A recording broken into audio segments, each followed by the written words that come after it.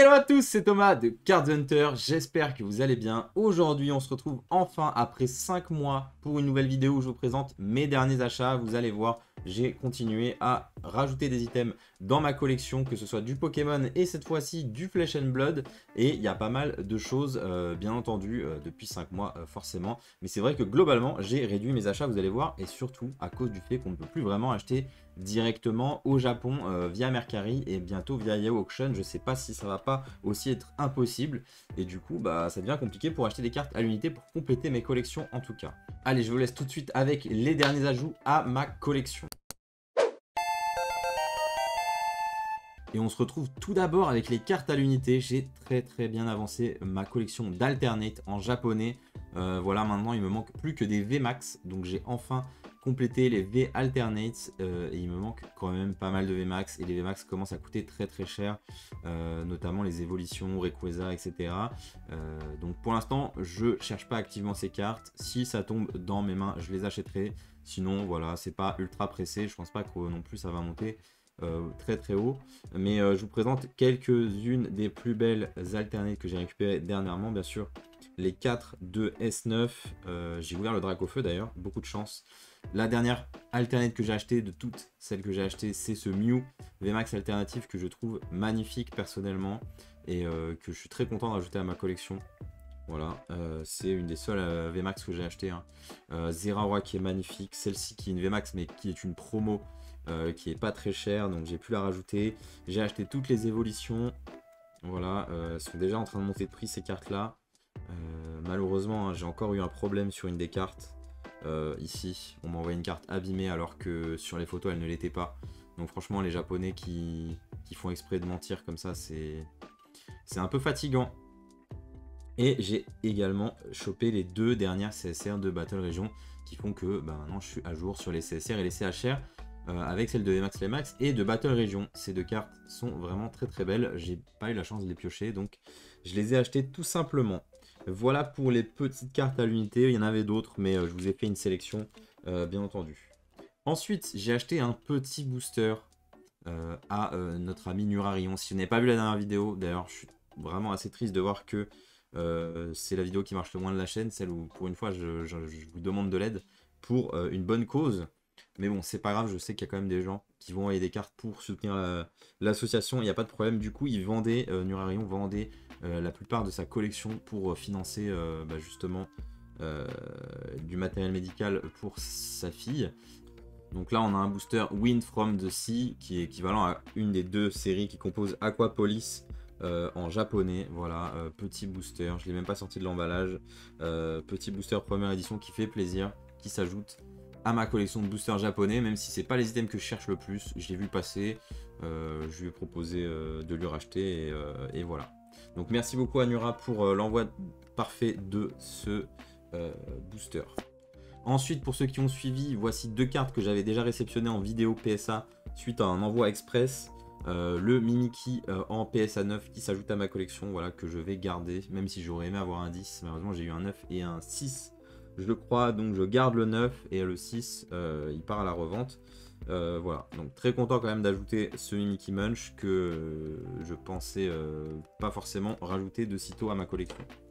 Ensuite, peut-être une des plus belles pièces de ce soir, Rayquaza Star, également je l'ai envoyé en express, j'ai eu 9. Donc globalement satisfait, hein. J'aurais aimé avoir 10 bien entendu sur cette carte sur laquelle je n'ai pas vu moi personnellement de défaut. Mais on va se satisfaire d'un 9, c'est une très belle carte. Donc c'est une carte que j'ai achetée non gradée aux alentours de 800 à 1000 euros et qui aujourd'hui en PSA 9 vaut plutôt autour des 3-4 000 euros. Donc on va dire que c'est un beau move et j'en suis vraiment très content. Et je suis très content de la garder dans ma collection, même si c'est pas une première édition, même si c'est pas du PSA 10. Au bout d'un moment, sur des cartes aussi exceptionnelles, il faut se faire une raison et du 9 c'est très bien. Du 9 c'est très bien. Ensuite, pour ceux qui suivent les lives également, j'ai récupéré 5 cartes de PSA que j'ai envoyées en standard. Et ça a mis vraiment très peu de temps, hein, seulement 3 semaines, voire 1 mois pour récupérer ces cartes. Et j'ai payé 50 $ la gradation, donc franchement, c'est top. Si vous voulez plus d'informations, ne me demandez pas, allez sur le site de PSA. Il faut un abonnement, etc. Et c'est assez compliqué d'avoir ces gradations à 50 $. Il faut être tiré au sort et tout. Bon. Et du coup, vraiment très content. J'avais cette carte, je vous l'avais peut-être présentée il y a longtemps avec l'artbook. J'avais reçu cette carte avec l'artbook. Elle a eu 10 et vraiment je suis très content parce que la condition de stockage dans le blister c'est pas fou. Donc on peut avoir des mauvaises surprises comme les Miniki où j'ai eu 6 et 9. Et là j'ai eu 10 sur cette carte, j'en suis vraiment très très content. Je pense que j'avais payé l'artbook plus la carte, quelque chose comme 300 ou 400 euros à l'époque. Ensuite, hyper content aussi d'ajouter ces 2 cartes à ma collection personnelle. J'ai envoyé 2 cartes, j'ai eu 10 aux 2 et en plus le numéro de série se suit, donc c'est vraiment parfait. Très très content de rajouter ces 2 cartes magnifiques que j'ai moi-même sorties d'une box timbre au hasard. Voilà, j'ai pris une box timbre au hasard, j'ai ouvert le blister et j'ai envoyé les cartes. Donc j'ai même pas essayé de chercher la plus jolie ou quoi. J'avais pas envie d'ouvrir les autres blisters. Donc très content d'ajouter ces 2 cartes à ma collection personnelle.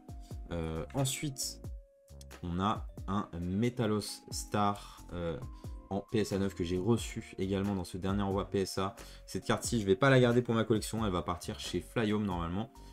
Donc on va lui dire au revoir tout simplement sur cette vidéo. J'avais envie de la garder en souvenir. Et puis j'ai eu ce Tyrannosaurus brillant que j'ai gradé 9 également. Donc vraiment très bel envoi, hein, 3, 10 et 2, 9. Et 2, 9 sur des cartes qui méritaient probablement le 9 et les 10 aussi. Donc tout est parfait sur cet envoi.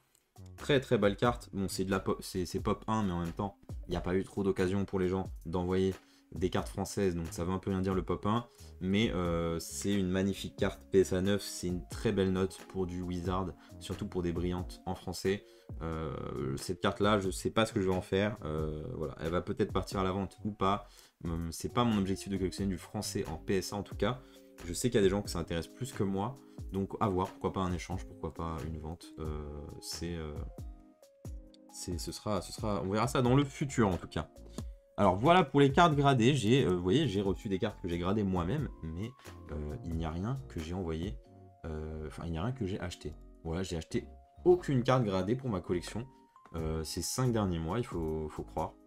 Donc j'ai pas eu d'opportunité qui était spécialement intéressante. Et puis je me suis pas mal focalisé sur Flesh and Blood. Je vais vous montrer ça après. Il reste un bel item Pokémon que je ne vous ai pas encore montré, qui est ici, que j'ai acheté.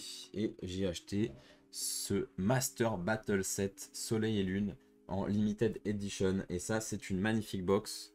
Hop, on voit le super reflet du setup. C'est dommage, hein, juste la box, il n'y a pas ici un joli visuel avec les produits qu'il contient, etc. Il y a juste une fiche récapitulative. Donc c'est pas hyper sexy. La boîte en elle-même comme ça n'est pas incroyablement sexy. Mais je vais vous afficher les 2 cartes qui sont à l'intérieur de cette box, qui sont 2 cartes très très cool, qui sont là et qui était possible d'avoir uniquement dans ce produit. Donc dedans on a cette magnifique carte des amis d'Alola en full art qui fait écho à la carte qu'on a eue pour les amis de Galar qui était disponible dans VMAX Climax. Qu'on n'a toujours pas eu chez nous d'ailleurs cette carte, je sais pas si elle sortira et quand elle sortira, j'espère bientôt, mais magnifique carte qu'on pouvait avoir que dans cet item relativement limité.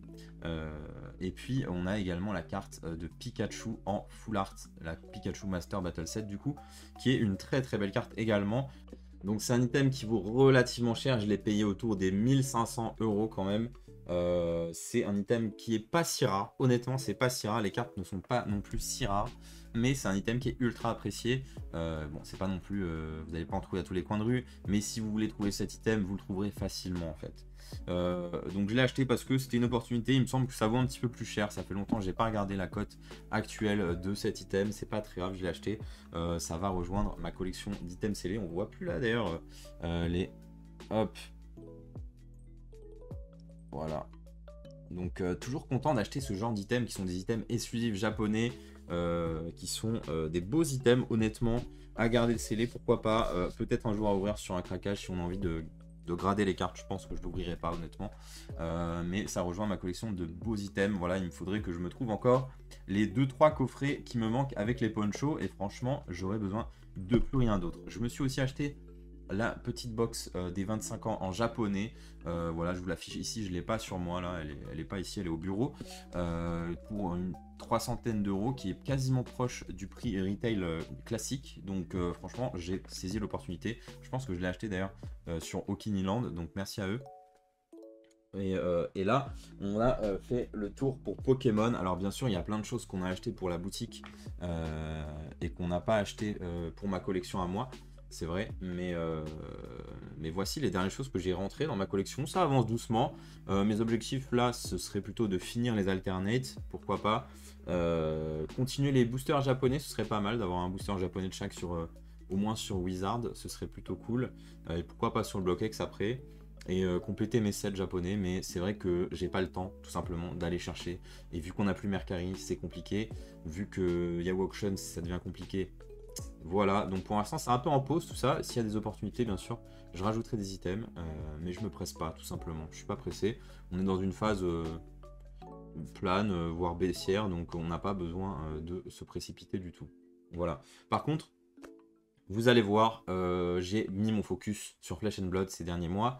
Flesh and Blood, c'est quoi? C'est un TCG qui existe depuis fin 2019, qui existe vraiment, qui a pris de l'ampleur depuis à peu près un an, on va dire, depuis début 2021, et qui prend plus d'ampleur chaque jour, qui va avoir sa version française normalement en mai ou juin, et à ce moment-là, je vous ferai des vidéos bien plus en détail, où je vais vous expliquer le jeu, le lore, comment jouer, comment trouver des events, etc.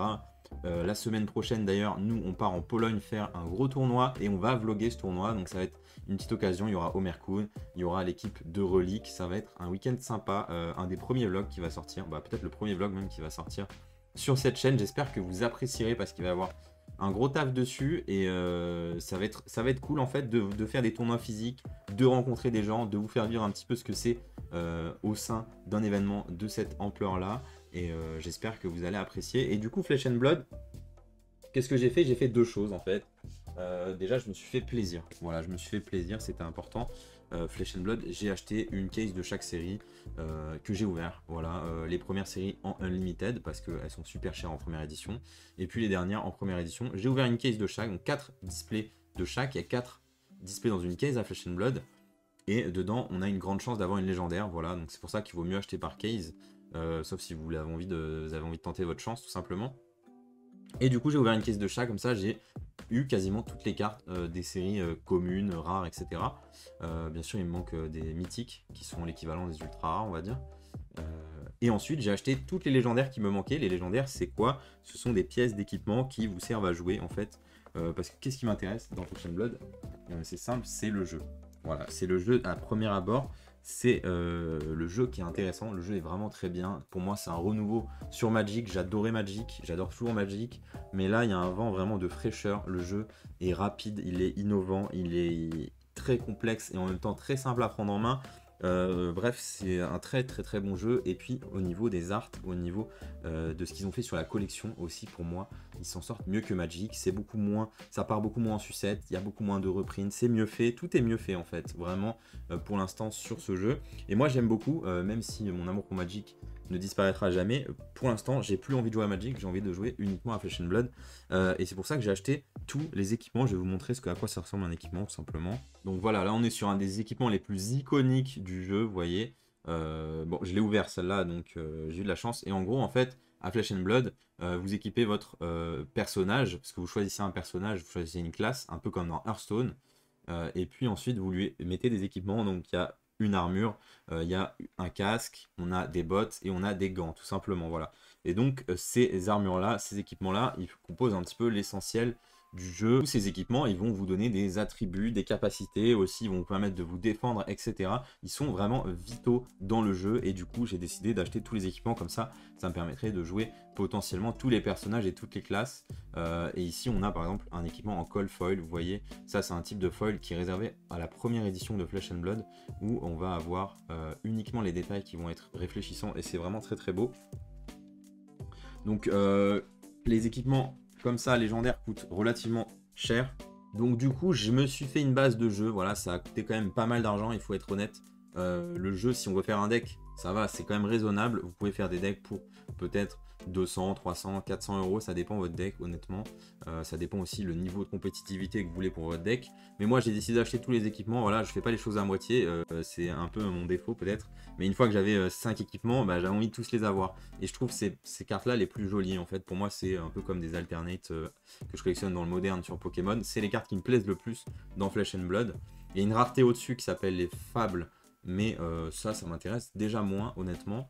Et du coup, je suis comme la plupart d'entre vous, j'ai toujours eu des regrets vis-à-vis de Pokémon, de pas avoir gardé plus d'items, d'avoir revendu des trucs qui auraient pu monter de prix, etc.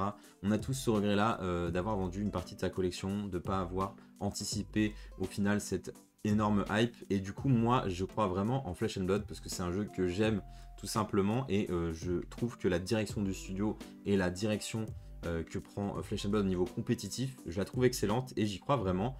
Et ça fait longtemps qu'on n'a pas eu un vent de fraîcheur dans les TCG, hein. On a toujours Yu-Gi-Oh, Magic, Pokémon, ce sont des jeux qui existent depuis plus de 20 ans, les trois, et c'est bon, on a compris les jeux, on a fait le tour, on a envie de nouveautés, comme quand on a eu Hearthstone qui a débarqué un peu, qui a redonné un vent de fraîcheur au TCG, mais sur du online cette fois, et Flesh and Blood, il ramène un vent de fraîcheur sur du jeu papier, sur du jeu pour faire des tournois. Et moi je trouve ça excellent. En plus de ça, la collection je la trouve très très cool. Les cartes sont très belles et globalement le tout j'y crois vraiment. Avec la série qui sort également dans toutes les langues, donc on a du japonais, du chinois, de l'espagnol, l'italien, français, allemand, etc. qui vont sortir. Je crois vraiment à l'essor de ce jeu et au futur du jeu. Et c'est pour ça que j'ai décidé, moi, d'acheter une case des 3 premières séries en première édition. Voilà, donc j'ai acheté une case. En fait, j'ai eu une opportunité avec quelqu'un qui travaille en partie chez Legend Story Studio, qui est le studio de développement de Flesh and Blood, de acheter tout simplement une case des 3 premières séries en première édition. Il faut savoir que ces 2 premières éditions, donc Welcome to Wrath, c'est la toute première, et ensuite Arcane Rising, elles ont été produites qu'à 16 000 exemplaires environ, donc c'est relativement peu. Donc la toute première série, Welcome to Wrath, en édition 1, on appelle ça Alpha, et du coup, il faut savoir qu'une box Alpha, en ce moment, on est autour des 3000, 3500 € la box, voilà, ça dépend. Et puis pour une box de Arcane Rising, la deuxième série, en première édition, on est aux alentours des 2000 €, quelque chose comme ça, pour une box, ou à 2000-2500 $ environ. Et du coup, j'ai acheté une case de la toute première série Welcome to Us en alpha. Je vous mets une photo, je ne les ai pas ici. C'est des gros objets qui sont en lieu sécurisé aujourd'hui. Je n'avais pas envie de les sortir juste pour vous montrer un carton. Mais vous pouvez me faire confiance, je les ai vraiment achetés. Donc un carton de Welcome to Us en alpha. J'ai également acheté une case de Arcane Rising en édition 1 et une case de Crucible of War qui est la 3ème série qui elle a été plus produite, mais on n'a pas vraiment je crois les infos sur la quantité de box qui sont autour des 600-700 $ la box. Savoir que dans une case on a 4 box. Et du coup pourquoi j'ai acheté ces cases de ces 3 séries? Déjà, tout simplement, il faut savoir que à Flesh and Blood, quand on ouvre une case, on a une certaine probabilité d'obtenir une carte légendaire ou mieux. Donc en général, sur ces 2 premières séries, dans une case, on va avoir, disons, 90-95% du temps, une légendaire dans la case et parfois 2, c'est possible. Et parfois en plus une fable. Alors là, c'est vraiment la folie, hein. C'est la carte qui est là toutes les 40 box. Et du coup, le fait d'acheter une case qui est relativement plus rare déjà, c'est pas courant de voir des cases des 2 premières séries, surtout de Welcome to Wrath sur le marché. Voilà, j'en ai pas vu beaucoup depuis que je m'y intéresse, j'aurais dû en voir peut-être 2 ou 3, et du coup j'en ai acheté une de ces 2 ou 3, alors que des box on en voit quand même relativement pas mal, et du coup le fait d'avoir ça en case, j'ai pas payé plus cher pour avoir une case, j'ai pas vraiment payé le prix d'une case, donc j'ai pas vraiment payé plus cher le fait que ce soit en case. Du coup ça me semble être une bonne opportunité parce que du coup les 4 box à l'intérieur n'ont pas été manipulées, on n'a pas pu ouvrir une des box dans la case, hop on a la légendaire, boum je revends les 3 autres displays, ça n'a pas pu arriver, et du coup pour moi ça donne une vraie valeur ajoutée à cet item. En plus de ça, bien sûr, c'est plus rare, ça va être recherché un jour ou l'autre, c'est sûr, vous l'avez vu avec l'histoire de la case de display 7 de base édition 1 avec Logan Paul. Il y a une petite aura autour de la case. Alors moi je trouve que c'est du coup pas un très bel objet à collectionner, donc je vais pas exposer un carton comme ça avec un sticker dessus, c'est pas hyper intéressant. Mais je pense qu'en termes de valeur sur le futur, c'est ce qui prendra potentiellement le plus de valeur si le jeu prend l'essor que je pense qu'il va prendre tout simplement. Et du coup, j'avais pas envie d'avoir de regrets, donc voilà, j'ai quand même dépensé beaucoup d'argent, hein. On est environ entre 13 et 14 000 $. La case de Welcome to Wrath, on est autour des 8-9 000 $ pour la case de Arcane Rising et puis la case de Crucible of War, on est sur du 2500-3000 $. Donc c'est une énorme somme, vous le concevrez. Bien sûr, je ne vous conseille pas spécialement de faire les mêmes choses que moi, même je vous dirais même déjà intéressez-vous au jeu, tombez amoureux du jeu, tombez amoureux de la collection, avant de faire des plans sur la comète et dépenser autant d'argent. Voilà. Moi je l'ai fait parce que en soi c'est mon métier d'acheter des cartes, et puis pourquoi pas un jour faire un box break d'une de ces box dans cette case, j'en sais rien moi, peut-être que on deviendra fou, on se fera des box break Flesh and Blood quand ça aura un peu plus pris. Parce que pour la communauté française, pour l'instant, il n'y a pas beaucoup de joueurs. Aux États-Unis, il y a quand même des beaux events qui se font, mais c'est en train de prendre doucement ici. Mais en tout cas, voilà, j'ai fait ce pari-là. Je me suis pas mis dans une position difficile pour le faire, mais en tout cas, Flesh and Blood, si vous avez l'amour du jeu, si vous aimez jouer aux cartes, intéressez-vous à ce jeu, clairement, faites une séance découverte, essayez d'acheter un petit deck d'initiation, etc. Et vous verrez, franchement, c'est un jeu qui est vraiment très bon et que je vous recommande tout simplement. D'ailleurs, quand la série sortira en français, bien entendu, je vous les proposerai sur la boutique. Et puis, comme je vous ai dit, je vous ferai des vidéos un peu pour vous initier à l'univers de Flesh and Blood. Même si je pense que ça n'intéressera qu'une petite partie d'entre vous, je serai très content de le faire et de pouvoir contribuer moi aussi à l'essor de ce nouveau jeu. Voilà. Donc voilà tout ce que j'ai rajouté à ma collection, quand même pas mal de choses, même si on est en termes de valeur, j'ai acheté plus de Flesh and Blood que de Magic ce mois-ci, enfin ces derniers mois. Et bah quand même, je suis très content moi de ma collection, je suis très content de où j'en suis. J'ai très hâte de recevoir mes 2 énormes envois PSA qui vont me permettre d'avancer fortement ma collection. Et puis continuer à faire des petits envois standards PSA avec des cartes que j'ai, que je trouve cool.